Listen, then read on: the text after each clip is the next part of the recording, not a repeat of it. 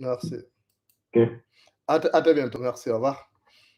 Il y a quelqu'un qui a parlé du Maghreb. Il y a d'autres personnes aussi. Hein? Vous avez la possibilité de réagir. Il y a le frère d'Oligui là qui appelle. Je n'ai même pas besoin de le prendre. Hein? Vraiment. C'est bien. Il n'appelle pas à temps normal. Il attend là pour y faire le faquin. Ce n'est pas chez moi. Vous allez faire ça vous allez faire des trucs d'Oligui à Gabon Télévision. Voilà. Je n'ai pas besoin de ça.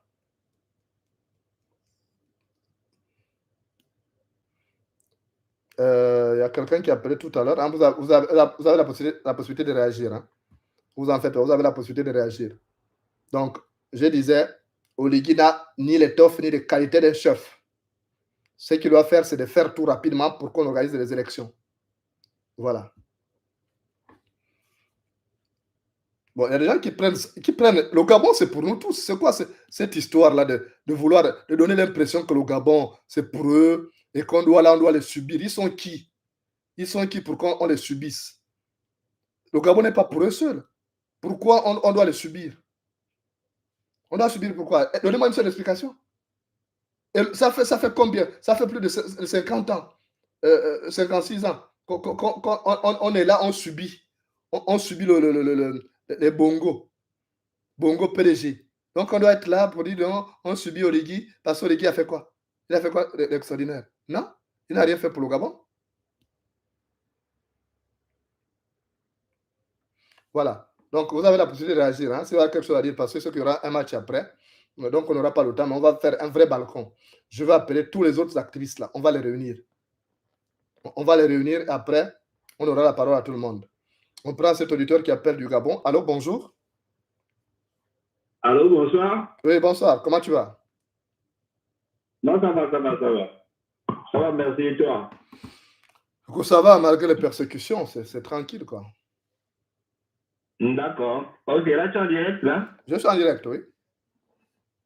Ben oui, écoute, il ne faut pas négliger le problème technique que tu as. Je ne sais pas si tu as entendu parler de syllabes. Oui, je sais. Voilà, donc ce qui se passe n'est pas une fois dans une opération fortuite où il y a quelques éléments qui sont derrière les claviers en train de signaler. Ce n'est pas du tout ça. Le problème technique est bien plus évident que ça, est bien plus profond que ça. Donc, je ne sais pas si tu peux utiliser les VPN pour essayer de détourner ta localisation. Ouais. Je ne sais pas si tu... Voilà, donc c'est un problème, c'est une organisation technique qui se fait au niveau du SILAM, donc il ne faut pas négliger. Même nous qui t'appelons, c'est sûr que nous sommes repérés depuis. Ils ne peuvent pas, ça c'est des histoires, ils n'ont pas d'argent pour ça, laisse tomber. Oligui, oui, mais nous n'avons pas peur de ça. Nous n'avons pas peur de ça. Voilà, on doit craindre rien. Moi, je n'ai pas peur.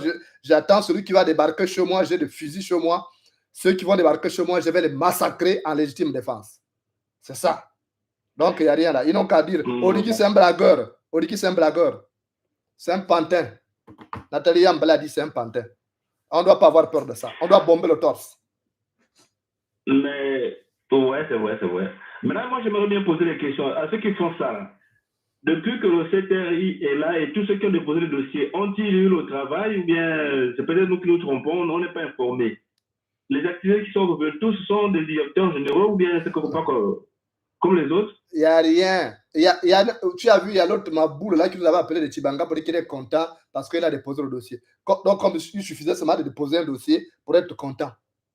Tu vois un peu le maboulisme du Gabonais? Oligui va à Dakar, c'est maintenant lui qui prend les dossiers des gens. Tu as vu ça où? C'est du populisme. C'est un président de Pakoti, c'est un président Moutouki. On n'a jamais vu ça dans un pays sérieux.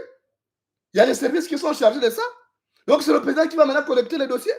Tu vois à quel niveau on est tombé bas quand vous prenez un aide de camp qui était habitué à porter des mallettes. Parce que le rôle d'Oligui, c'était de porter les mallettes. Vous en faites un président. Même les autres présidents africains n'acceptent pas ça. Ils ont vu porter les mallettes d'Omar Bongo. On le voit porter les mallettes d'Ali Bongo. Et aujourd'hui, il devient leur collègue. Ils ne peuvent pas accepter ça. Ils ne peuvent pas accepter ça. Et ensuite, j'aimerais ajouter que, en fait, si lui, il a pu faire son coup d'État sans diffusion de sang, c'est parce qu'il a bénéficié de l'attention détournée de l'ancien régime. Pendant que l'attention était posée sur les activistes, alors de l'intérieur, on a fini par avoir Ali Bongo et dire. les activistes ont été au moins pour 90% pour la réussite de son coup d'État. Ça, ils doivent le reconnaître. Ouais, c'est maintenant nous. Aujourd'hui, c'est pas les activistes. Voilà, c'est nous qui sommes maintenant ses ennemis. Tu as vu un ingrat comme ça, là. Tu sais, quand on a un déficit d'intelligence, on confond tout, quoi. Moi, j'ai accompagné Oligui dans son coup d'État, là. Il m'a envoyé des informations. Il a envoyé 25 000 euros aux autres, là. Quand un de ces m'a contacté pour ça, j'ai dit non, je n'ai pas besoin de ça. Mais Oligui répond que nous, on reçoit l'argent. Oligui peut sortir une preuve qu'il m'a envoyé l'argent une fois. Il a envoyé l'argent aux autres qui travaillaient pour lui. Moi, je n'ai jamais travaillé pour lui. Mais j'ai travaillé pour qu'il y ait un coup d'État pour préparer l'opinion gabonaise. Mais je n'ai pas demandé un centime à Oligui. Mais celui qui va ouvrir sa bouche partout pour dire que non, on est là, on demande de l'argent. Tu vois, Oligui? Mais tu sais, quand on est habitué à être porteur de mallette, on est habitué à faire des poches à Omar Bongo, ça donne ça. Voilà. Mais en fait, il faudrait qu'ils nous disent, si c'est Jonas Moulenda qui a incité ce gouvernement à aller massacrer les gens à Franceville, si c'est Jonas Moulenda qui a incité le CTRI à faire nommer les anciens d'Égypte, si c'est Jonas Moulenda qui a incité le CTRI à faire des rétos frauduleux, si c'est Jonas Moulenda qui a promis aux Gabonais des ponts publics au lendemain du coup d'État, si c'est Jonas Moulenda qui est à l'auteur de toutes ces dérives qu'on remarque à ce moment-là, le meurt.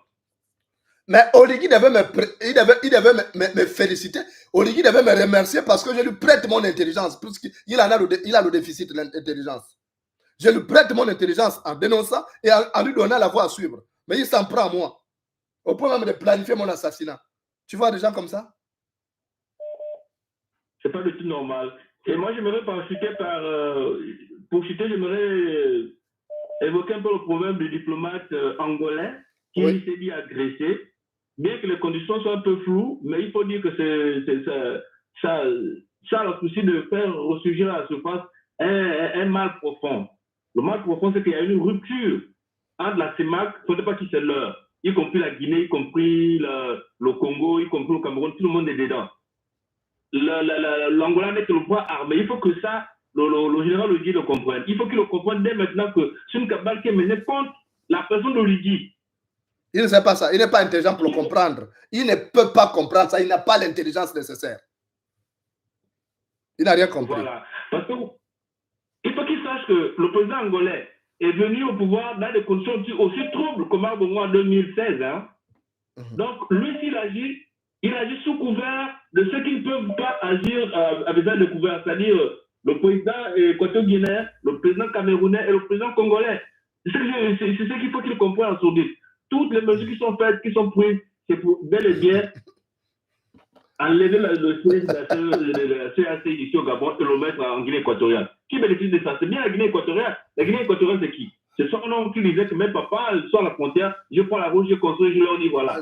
C'est bien son père, non? Tu sais, mon cadet, si Oligui était intelligent, il comprendrait qu'on ne va jamais le considérer comme un fan.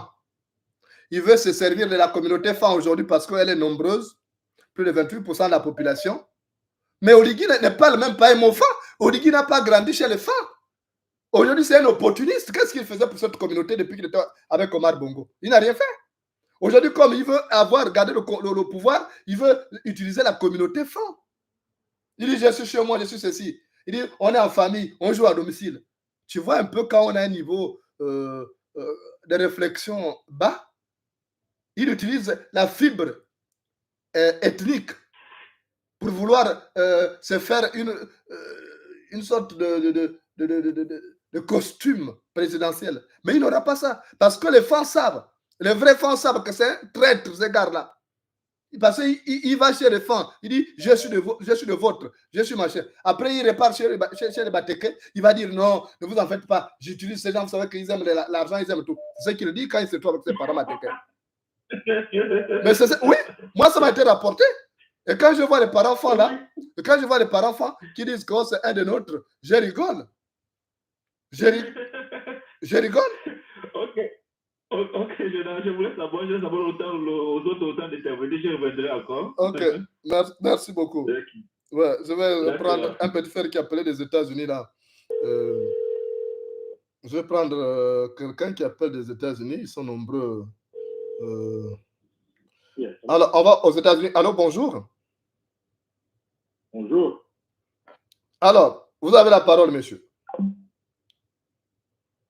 Alors, on a un problème.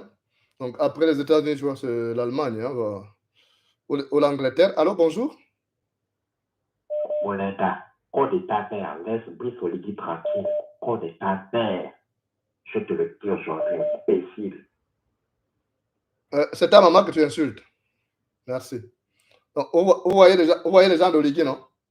Ça montre le niveau des bassesses. Au niveau des bassesses des gens d'Oligui. Il est comme ça, c'est un chef de bandit, il entretient un gang. Vous avez écouté, non? Allô? Allô? Bonsoir, mon grand frère. Oui, bonsoir. Comment tu vas? Ça va et toi? Ah, ça va, ça va. Bon, je vois que tu as fait un peu la forme parce que j'étais un peu malade ces derniers temps. Oui, mais ça va. Moi, je suis un combattant. Je me bats jusqu'au bout. Bon, je veux juste développer 2 points. Bon, regardez d'abord l'appel que vous venez de recevoir. Quelqu'un qui appelle, c'est pour insulter. Ça montre déjà la stérilité intellectuelle de la personne, si je peux dire ça. Il y a des personnes stérilement intellectuelles. Comme Oligui, ils sont pareils. Oligui, tu as vu la qualité. Tu as vu la qualité des gens qui sont autour d'Oligui. Hein, tu as vu les actrices qui le défendent, qui viennent faire sa communication. Mais ils sont